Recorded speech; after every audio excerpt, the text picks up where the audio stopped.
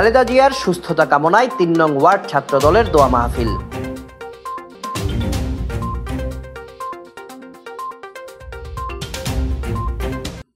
সাবেক প্রধানমন্ত্রী বিএনপির চেয়ারপারসন বেগম খালেদা জিয়ার সুস্থতা, কোটা সংস্কার আন্দোলনে নিহতদের আত্মার মাগফেরাত ও আহতদের সুস্থতা কামনায় আলোচনা সভা ও দোয়া মাহফিল অনুষ্ঠিত হয়েছে।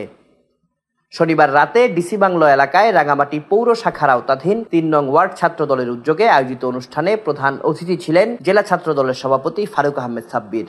ওয়ার্ড ছাত্রদলের সভাপতি মুজাহিদুল ইসলাম সাজিদের সভাপতিত্বে ও ভারপ্রাপ্ত সাধারণ সম্পাদক শফিউল আলমের সঞ্চালনায় প্রধান বক্তা ছিলেন ওয়ার্ড বিএনপির সভাপতি মনির উদ্দিন সেন্টু।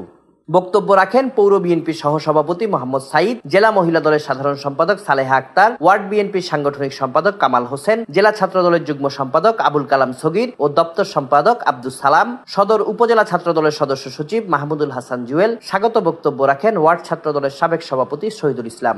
এ সময় ওয়ার্ড ছাত্রদলের সিনিয়র সহসভাপতি আরিফুল ইসলাম রনি, সহসভাপতি মাহফুজুর রহমান সুমন, মাহিম, ওয়াসিম, রিদওয়ান, সৌরভ ছাড়াও বিএনপি, যুবদল, ছাত্রদল, শ্রমিক দল সহ বিএনপির অঙ্গ ও সহযোগী সংগঠনের নেতৃবৃন্দ উপস্থিত ছিলেন। Desk report, CST TV।